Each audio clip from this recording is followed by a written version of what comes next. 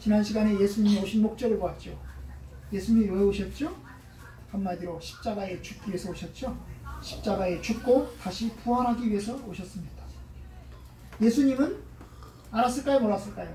알았습니다. 그죠? 자기가 십자가에 죽을 거라는 사실을 알고 계셨습니다. 그리고 그것을 제자들에게 이야기를 했습니다. 그죠? 지난 시간에 보았던 것은 예수님이 3년이 넘어가면서 자신의 십자가에 죽을 것을 처음으로 공개적으로, 그죠? 공개적으로 그리고 직접적으로 이야기한 그런 말씀이었습니다. 사실 그 3년이 되기까지 예수님은 그 이야기를 안 했습니다. 간접적으로 이야기해서 간접적으로 이야기했지만, 예를 들면 신랑이 빼앗기리니 그때는 애곡할 것이니라 이런 이야기를 하셨거든요. 세례 요한의 제자들은 금식을 하는데 예수님의 제자들은 금식을 안 했어요.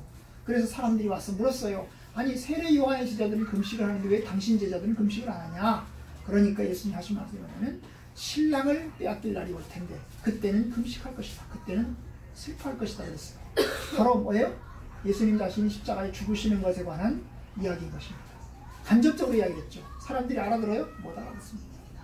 그리고 이제 직접적으로 이야기를 하신 게 3년이 지나면서 제자들에게만, 그것도 많은 사람들 앞에서 얘기한 게 아니고 제자들에게만 조용히 이야기를 한 겁니다. 내가 예루살렘에서 이방인들에게 넘겨져서 고난당하고 또 죽을 것이고 부활할 것이다. 이런 이야기를 이제 제자들에게만 이야기를 이제 하셨습니다.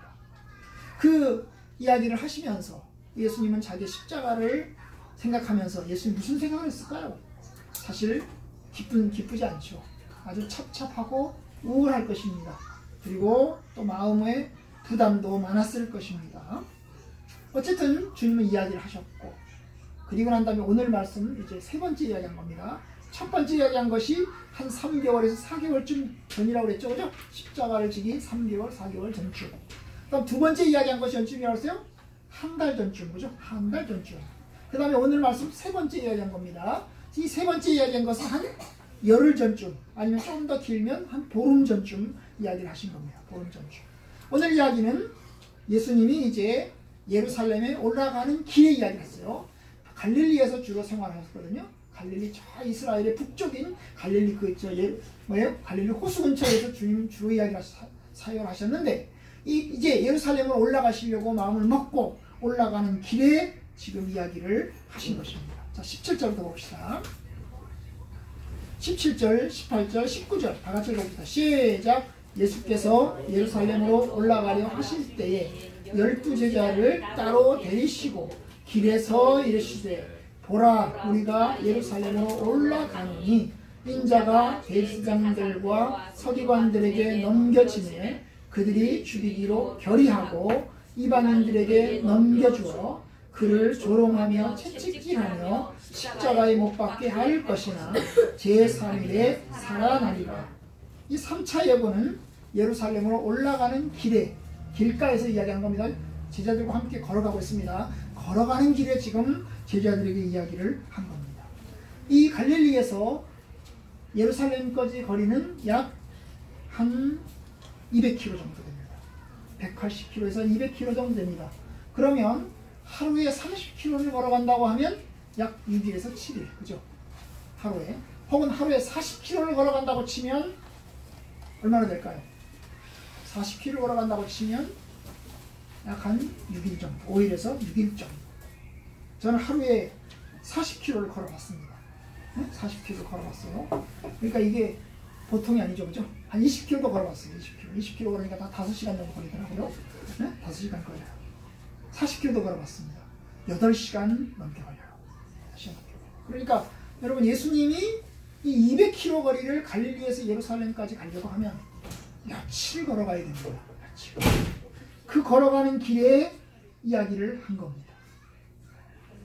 죽으러 가는 길이니까. 그죠? 그래서 이야기하면, 보라, 우리가 예루살렘으로 올라간다. 지금 우리가 예루살렘으로 올라가는 길이다. 그런데 예루살렘에 올라가면 인자가 넘겨질 것이고, 그 다음에 여러 가지 고난당할 것이고, 죽을 것이고, 부활할 것이다. 이런 이야기를 합니다. 여러분, 예수님이 예루살렘 가는 게 대접받으러 가는 게 아니죠. 영광의 자리에 가는 거 아니죠. 십자가에 못 박혀 죽기 위해서 갑니다. 그 발걸음 무거울까요? 가벼울까요? 가벼울 겁니다. 소풍 가는 길이야 즐겁고 기쁘겠지만 십자가에 죽으러 가는 걸 예수님이 아시는 거예요. 무거울까요? 가벼울까요? 무겁습니다. 엄청나게 무겁습니다. 가고 싶을까요? 안 가고 싶을까요? 가고 싶지 않습니다. 가고 싶지 않지만 가야 되는 길이니까 가는 겁니다. 반드시 가야 되는 길이기 때문에 그렇습니다. 오늘 본문에 보면 예수님께서 자기의 그 예루살렘에 올라가서 닥칠 일을 5가지로 미리 예고를 합니다. 예고를 합니다. 넘겨질 것이다. 대제사장, 서기관들에게 넘겨질 것이다. 넘겨진다는 게 뭐예요? 결국 체포된다는 거죠. 누구에 의해서 넘겨집니까? 가룟 유다에 의해서. 여기 가룟 유다는 얘기 안 했지만 가룟 유다가 배신을 해서 예수님을 대제사장과 서기관들에게 넘깁니다. 그죠? 그래서 그들에게 잡혀갑니다. 그리고 그뿐만이 아닙니다. 넘겨져서 어떻게 하죠? 그들이 죽이기로 결정합니다. 그들이 재판을 거치면서 예수님이 이 사람들에게 재판을 몇 번 받았습니까? 전체 재판은 몇 번 받았어요? 하룻밤 사이에 재판을 몇 번 받았어요? 재판 몇 번? 5번 받았습니다. 5번. 몇 번 받았다고요? 5번. 5번 받았습니다. 대제사장 가야바, 대제사장 안나스, 빌라도, 헤롯, 다시 빌라도. 5번. 그래서 이 5번째에서 결국 사형 언도를 받습니다. 그런데 첫 번째 대제사장 가야바, 대제사장 안나스, 이 2 사람은 유대인이거든요. 유대인 대제사장입니다. 이 유대인들은 사형을 결정할 수 있는 권한이 있지만 사람을 죽일 수 있는 권한은 없습니다. 사람을 죽이는 권한은 누구에게만 있어요? 빌라도에게만 있어요. 빌라도 총독에게만 있어요. 왜냐하면 그 당시에 이스라엘 유대는 로마 체제의 지배하에 들어가 있습니다. 이스라엘에 자율권이 없어요. 사법권이 없습니다. 그래서 그들이 재판을 했어요. 예수를 죽이자 결정을 했습니다. 그런데 자기네들이 못 죽이는 거예요. 어떻게 합니까? 빌라도에게 고소를 합니다. 이 사람을 죽여야 됩니다. 빌라도 어떻게 합니까? 조사해보니까 죄 없다. 풀어줬으면 좋겠다. 그런 거예요. 아니요. 죽여야 됩니다. 그래서 빌라도가 고민하다가 헤롯한테 넘깁니다. 헤롯한테 떠넘겨요. 헤롯 왕한테 떠넘깁니다. 그래서 헤롯 왕한테 가요. 헤롯이 재판을 받습니다. 재판을 합니다. 그런데 조사해보니까 별로 죽일 만한 일이었거든요. 이거 심심풀이하고 놀다가 어떻게 합니까? 다시 빌라도한테 공을 넘깁니다. 이게요. 이게 이 숙제를 떠맡기 싫어하는 거야. 떠맡기 싫어. 빌라도가 받았죠. 어떻게 합니까? 재판을 해보니까 또 죽일 만한 일이 없어요. 나 풀어줘야 되겠다. 죽일 일 없다. 계속 죽이라고 우깁니다. 계속 죽이라고 웁니다. 어떻게 합니까? 쇠수대에 물 떠다 놓고 손을 내가 이 사람 죽이는 거 책임 안 지겠다. 니네들이 책임질래? 그러니까 이 유대인들이 어떻게 합니까? 우리가 책임지겠다. 죽여라. 알았다. 사형 언도. 이렇게 해서 죽인 겁니다. 그래서 이제 죽이기로 결정하고 3번째 이방인들에게 넘겨주어. 이방인들에게는 빌라도에게 넘겨준 걸 얘기하죠. 빌라도에게 넘겨주어서 그 다음에 4번째 그들을 조롱하며 채찍질하며 십자가에 못 박게 할 것이다. 십자가 그대로 현대줘요. 십자가 못 박게 할 것이다. 그 다음에 또 하나가 뭐예요? 살아날 것이다. 부활할 것이다. 이것까지 예언을 했어. 죽을 것이다만 예언하지 않고 살아날 것이다까지 예언을 했어요. 상당히 희망적이죠. 그죠? 희망적입니다. 절망적이지 않고 희망적입니다. 아주 구체적입니다. 이 3번째 예언은 첫 번째, 2번째에 비해서 아주 구체적으로 이야기를 하십니다. 예수님은 이 예고대로 그대로 성취됩니다. 어떻게 알았을까? 자기에게 닥칠 일을 어떻게 알았을까? 그래서 어떤 사람들은 이 성경을 있는 그대로 보지 않고 성경을 꽈서 보는 사람들이 있어요. 성경을 꽈서. 에이, 어떻게 얘 사람이 자기 죽을 것을 예언하냐? 예수님은 자기 죽을 걸 예언 못한다. 예수님은 그러니까 이 성경을 쓴 사람들이 뭐냐면 이미 예수님 죽은 다음에 마태복음이 AD 60년, 70년 쓰여졌으니까 죽은 다음에 것을 보면서 그렇게 예언을 한 걸로 과장해서 쓴 거다. 이렇게 이야기하는 사람들도 있습니다. 하지만 우리는 이 예언을 그대로 우리는 믿습니다. 예수님은 하나님의 아들이시기 때문에 자기의 닥쳐올 일들을 다 알고 계셨고 결국 자기의 죽을 일을 다 하셨어요. 그래서 예고를 한 겁니다. 우리가 이제 올라간다. 우리는 예루살렘에 가면 죽는다. 그리고 다시 살아날 것이다. 여러분 이런 얘기를 할 때 제자들이 어땠을까요? 납득이 갔을까요? 납득이 안 가요. 아니 첫 번째, 2번째, 지금 3번째 이야기했잖아요. 첫 번째, 2번째, 3번째 이야기하면 그때는 좀 납득을 해야 될 거 아니에요. 아 그렇구나. 예수님 죽는구나. 죽으시는구나. 납득을 해야 될 거 아닙니까? 그런데 여러분 얼마나 답답한지 몰라요. 오늘 읽은 20절부터 시작해서 보면 제자들이 얼마나 답답한지를 보게 됩니다. 왜요? 제자들의 이야기까지 나온 거예요.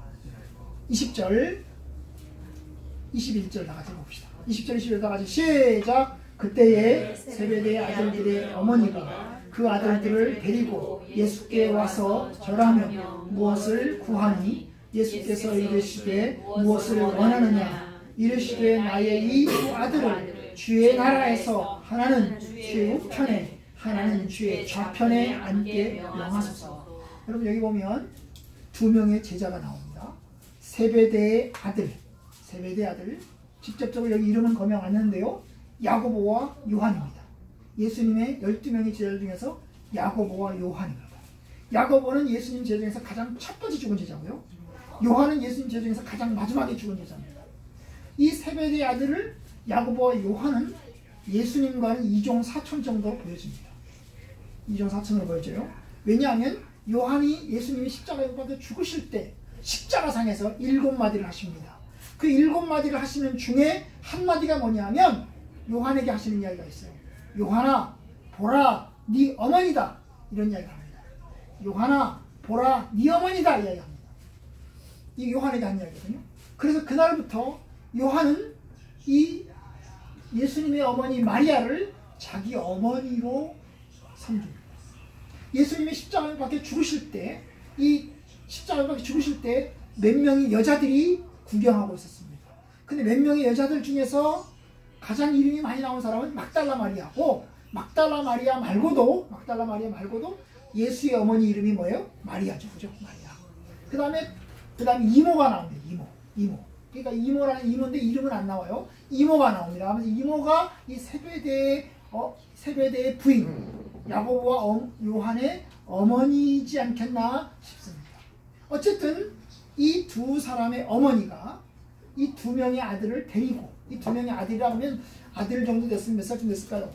우리 한 주영이나 한 창수 정도, 우리 서준호 정도 되죠? 20살에서 한 30살 가까이 된 청년입니다. 그죠? 청년입니다. 그런데 그 청년들을 데리고 어머니가 나선 겁니다. 그죠? 어머니가 나선 거예요. 그래서 엄마한테 예수님한테 이야기를 하는 거예요. 뭐라고 이야기를 하는 거예요. 그래서 예수님을 묻죠. 뭐 때문에 그러냐? 그러니까 뭐라고 그래요? 주의 나라에서 내가 아들이 둘, 한 명은 주의 우편에, 하나는 주의 좌편에 앉게 하여 주십시오. 그 부탁을 한 것입니다. 여러분, 예수님은 자기가 죽을 걸 얘기하고 있어요. 죽을 걸. 십자가에 박혀 죽을 걸 얘기하고 있어요. 그런데 이 어머니 생각엔, 이 두 명의 제자들의 생각엔 무슨 생각을 하고 있어요? 주의 나라를 생각하고 있어요. 주의 나라. 나라는 게 뭐예요? 여러분, 주의 나라. 뭐예요? 왕을 생각해요. 왕. 예수님이 예루살렘에 올라가면 예수님이 왕이 될 것이다. 그럼 그걸 기대하는 거예요. 예수님이 왕이 될 것이다. 그러면 예수님이 왕국, 나라를 건설할 것이다. 그는 통치자가 될 것이고 그의 나라가 이제 예루살렘에, 이스라엘, 유다에 펼쳐질 것이다. 그걸 생각하는 거예요. 그래서 예수님 올라가셔서 이제 이 일을 다 마무리 지으시면 예수님 한 명은 주의 우편에, 하나는 주의 좌편에 앉게 해 주십시오. 여러분, 이게 예수님 생각하고 제자들의 생각이 다른 거예요. 예수님은 이제 십자가에 박혀 죽을 걸 생각하면서 제자들에게 이야기를 하고 있는데 제자들은 딴 생각을 하고 해요. 참 이게 아이러니한 거죠. 아이러니한 거. 그래 맞아요. 우리 인간이 다 그래요. 우리 인간이 다. 여러분, 나이가 든 부모님이 돌아가실 때가 되면 부모님이 생각하는 건 뭐죠? 부모님 생각하는 건 뭘까요? 자녀들에게 뺏기치지 말아야겠다 생각합니다. 자녀는 뭐라고 생각할까요? 자녀 어떻게 생각할까요? 어머님 좀 더 사십시오. 그렇게 생각할까요? 아마 어떤 집은 그렇게 생각할 겁니다. 좀 더 사셨으면 좋겠다. 근데 어떤 집은 어떻게 생각할까요? 빨리 죽었으면 좋겠다. 왜냐? 빨리 죽어야 돈 적게 들고 유산 상속하고 좋을 거 아닙니까? 생각이 다른 거예요. 생각이.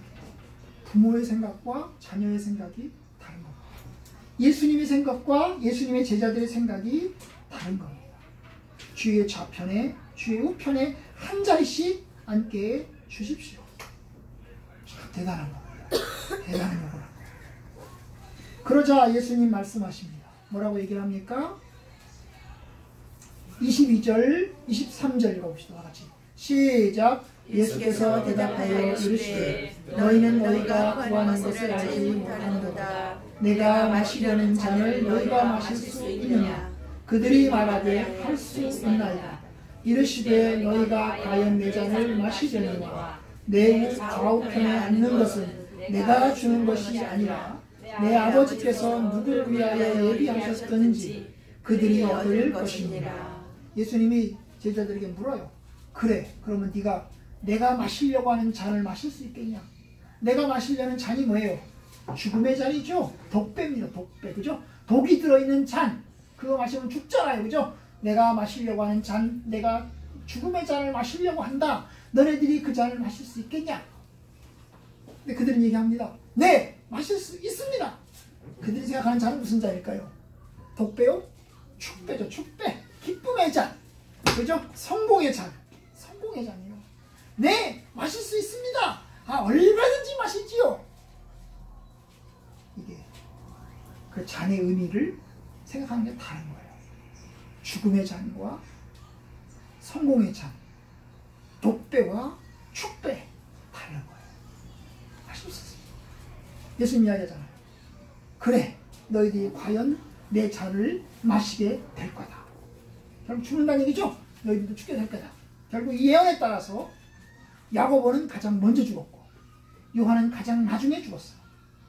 요한은 가장 나중에 죽었는데 어디 가서 죽었을까요? 반모섬에 유배되어서 유배지에서 죽었어요. 그러니까 한 명은 칼에서 죽임당했고 한 명은 유배 가서 죽었어요. 가장 마지막에 죽었습니다. 어쨌든 그들이 잔을 마셨어요.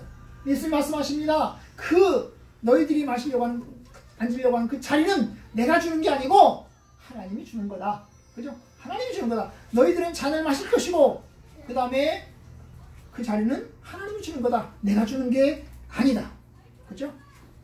하나님이 예비하신 대로 받게 될 것이다. 그 얘기를 하죠. 그죠? 그런데 그 얘기를 들은 제자들 10명의 제자들 24절만 나가서 봅시다. 시작. 10 제자가 듣고 그 두 형제에 대하여 분이 여기거든. 화가 난 겁니다. 10명의 제자들이 뿔떡 하는 거예요. 왜? 아니 2명의 제자들만 예수님한테 찾아가가지고 예수님 한 자리 주십시오. 한 자리 주십시오 한 거 아니에요.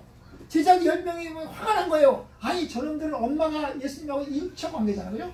이모니까 그죠? 인척관계에서 저놈은 엄마가 찾아가가지고 사바사바 해가지고 달라고 하고 근데 우리는 엄마가 없는 거잖아. 10명의 제자들이 예수님과 친인척 관계가 아니잖아. 아, 피는 물보다 진하다고. 아, 예수님이 그럼 저 2명만 저 이뻐하고 와야 우리는 그냥 뭐지 이렇게 멀리 하는 건가? 싶으니까 화가 난 거예요. 사실 이 화는 10명의 제자들에게 2명의 제자에게 화가 났지만 사실 예수님에게 화가 난 것도 있어요. 예수님에게 화가 난 것도 있어요. 화를 낸 겁니다. 이놈들아, 너네들이 뭐라고? 너네들이 그렇게 잘났냐? 너네 예수님하고 친구라, 친인척이라고 예수님한테 요구하는 거냐? 이 나쁜 놈들아! 그러면서 막 그랬을 겁니다. 화를 낸 거예요. 예수님이 그 사실을 알았습니다. 그 사실을 알았습니다. 그래서 이제 다 불러다가 12명을 다 불러다가 이야기를 합니다. 왜냐하면 제자들의 마음속에 10명의 제자들의 마음속에도 자기네들도 한잔 하고 싶다는 거잖아요. 그 말이 있는 거거든요. 12명만 한다면 우리도 영의정 좌의정 오른쪽 좌우편에 다 앉고 싶다는 얘기거든요. 권세 한 자리씩 하고 싶다는 이야기거든요. 있는 거예요. 그 마음이 있는 거예요. 누군들 없겠습니까? 저와 여러분들 없겠습니까? 저와 여러분들 다 있다가 예수님 이야기를 합니다. 25절 26절, 27절, 28절 넉 절 다같이 시작. 예수께서 제자들을 불러다가 이르시되 이방인의 집권자들이 그들을 임의로 주관하고 그 고관들이 그들에게 권세를 부리는 줄 너희가 알거니와 너희 중에는 그렇지 않아야 하나니 너희 중에 누구든지 크고자 하는 자는 너희를 섬기는 자가 되고 너희 중에 누구든지 으뜸이 되고자 하는 자는 너희의 종이 되어야 하리라. 인자가 온 것은 섬김을 받으려 함이 아니라 도리어 섬기려 하고 자기 목숨을 많은 사람의 대성물로 주려 함이라. 아멘. 자, 이게 이제 예수님이 자기가 걸어갈 길이에요. 예수님 걸어갈 길 뭐예요? 28절. 인자가 온 것은 섬김을 받으려고 온 게 아니고 섬기려고 하고 다른 자기 목숨을 많은 사람의 대속물로 주려고 한다. 이게 예수님 오신 목적이에요. 내가 왜 왔는지 아냐? 내가 대접받으려고 왔냐? 내가 한 가지 해먹으려고 왔냐? 내가 왕이 되려고 온 줄 아냐? 섬김받으려고 온 줄 아냐? 내가 섬김받으려고 온 줄 알았다. 나는 섬기려고 왔다. 섬긴다는 영어로 서비스잖아요. 서비스. 서비스가 뭡니까? 그냥 밑바닥에서 섬기는 거잖아요. 그죠? 웨이터한테 물 갖다 주세요. 저 음식 갖고 와요. 치워요. 그러면 치우는 게 서비스잖아요. 그죠? 시키는 대로 하고 시키는 거예요. 이게 서비스요. 봉사하는 거죠. 봉사하는 것이. 내가 섬기려고 왔다. 섬기려고 왔다. 그걸 보여준 것이 제자들의 발을 씻겨 주신 것입니다. 그뿐입니까? 자기 목숨을 많은 사람의 대속물로 주려고 왔다. 내가 왜 왔다고요? 죽으려고 왔다. 대속물로 내 목숨을 대속물로 주려고 왔다. 대속물이라는 게 뭡니까? 대신 죽는 거예요. 자기 몸값을 치러서 그 몸값으로 다른 사람을 살리는 거예요. 그게 대속물이에요. 자기 목숨을 내놓고 자기 목숨 대신 다른 사람의 목숨을 건지는 게 대속물이에요. 여러분, 신들러 리스트라고 하는 영화가 있습니다.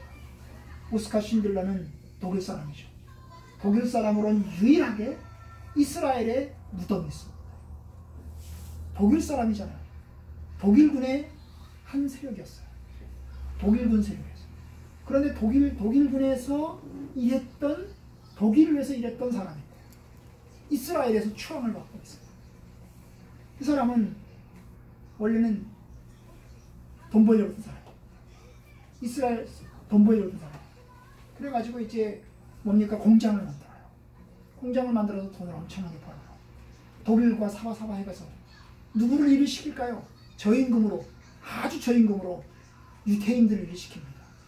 유대인들을 고용해서 유대인들을 이용해서 돈을 법니다. 엄청나게 돈을 벌어요. 유대인들이 월급 줬을까요? 거의 안 줬어요. 왜요? 그 공장에서 일 안 하면 유대인들은 어디로 갑니까? 가스실로 가서 죽는 거예요. 가스실로 가서 죽느니 이 오스카 신들러의 공장에 가서 일을 하겠다는 거예요. 그런데 나중에는 돈을 엄청나게 버니까 자기 고향으로 돌아가야 되잖아요. 그죠? 고향으로 돌아가야 되는데 계속 자기 옆에서 유대인들이 죽어가는 걸 보는 거예요. 가스실로 끌려가는 걸 이 신들러가 보는 겁니다. 봐요. 결국 거기서 이제 뭡니까? 공장을 이제 돈을 다 벌어가지고 공장을 폐쇄하고 지역을 옮깁니다. 지역을 옮기는데 고민하는 거, 옮기면서 고민하는 거예요. 아, 유대인 내가 가버리면 이 자기 공장에서 일하던 사람들 다 죽잖아요. 그렇죠? 그래서 이 사람들을 살려야 되겠다 마음을 먹어요. 그래서 지역을 옮겨서 거기다가 공장을 또 만들어요. 돈 벌기 하는 공장이에요. 첫 번째 공장은 돈 벌기 하는 공장이었죠. 돈을 엄청나게 벌었어요. 그럼 이제 끝난 거예요. 그럼 돈을 가지고 가면 돼요. 엄청나게 많은 돈을 벌었어요. 그런데 공장을 옮기면서 공장을 또 만들어요. 도시를 옮겨서 공장을 만들어요. 그리고 독일군에 이야기를 합니다. 내가 공장을 만들었는데 일꾼들이 필요하다. 이 사람들을 내가 데려가야 되겠다. 이 사람들을 데려가야 되겠다. 그런데 이 독일군이 안 된다는 거죠. 이놈들은 안 된다. 이 사람들 안 된다. 이들은 가스실로 보내야 된다. 아니다. 내가 데려가야 되겠다. 이 필요해. 좀 도와줘. 그래가지고 어떻게 합니까? 자기가 번 돈을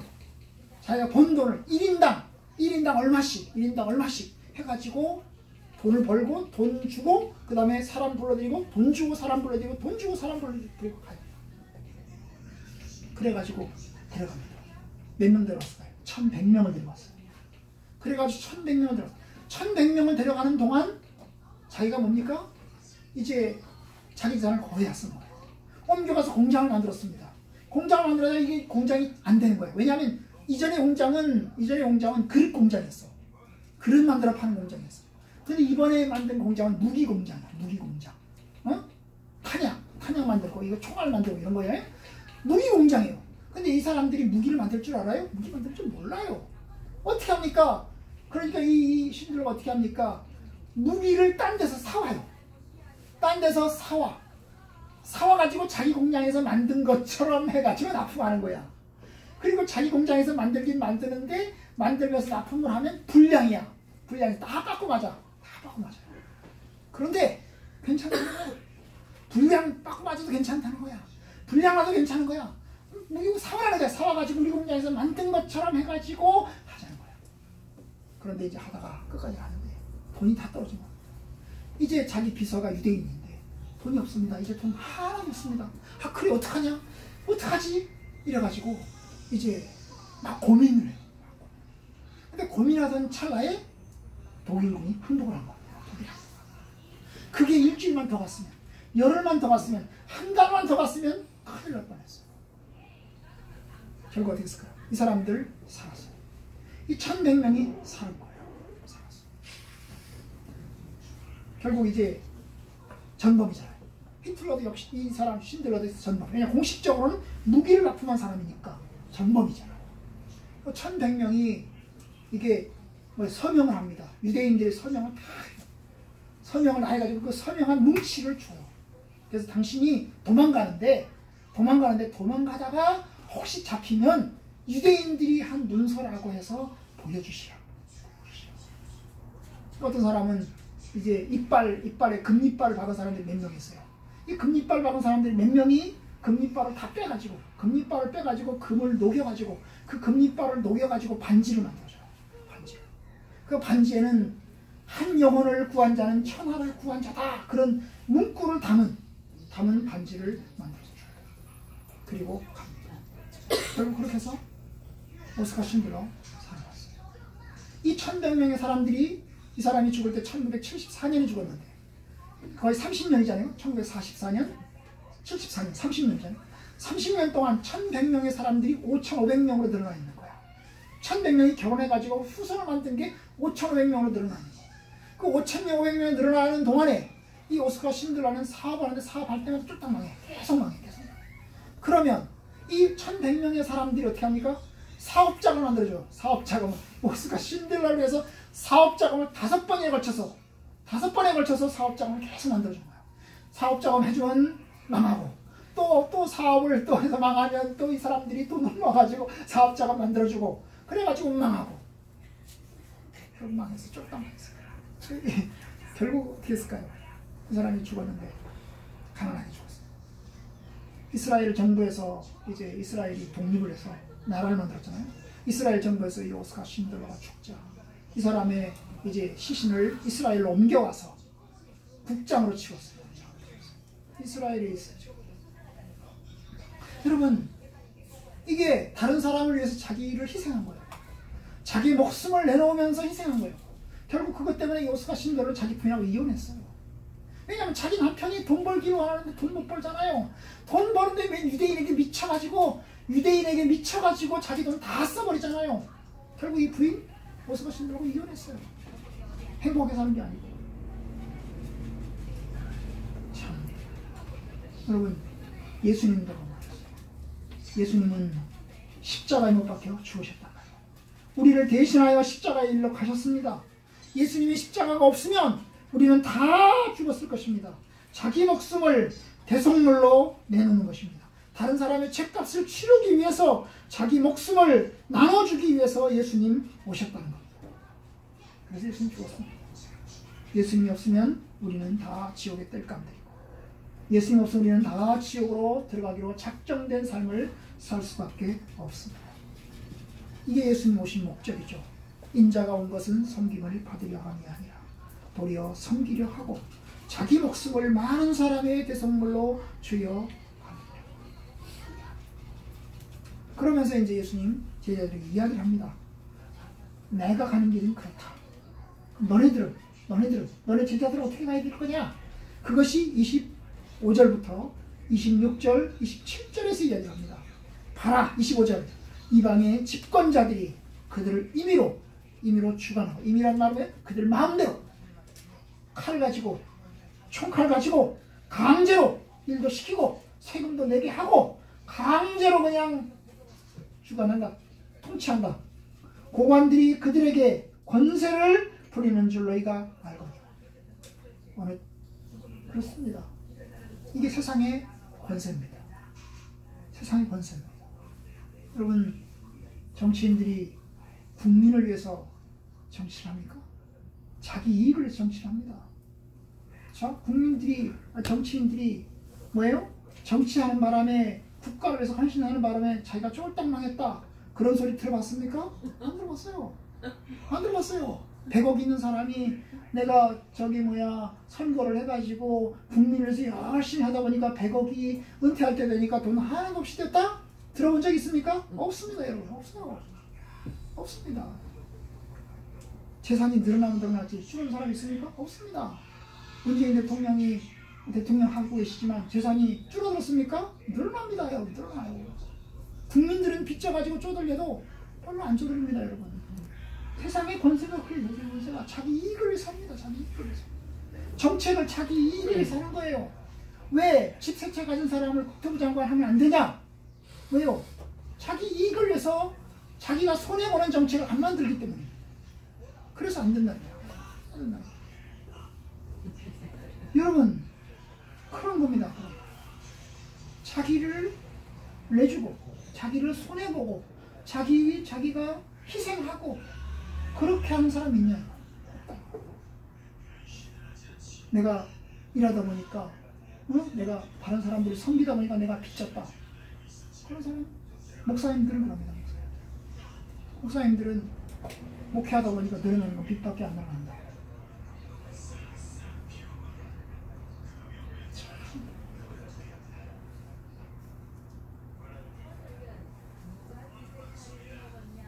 이제 이야기합니다.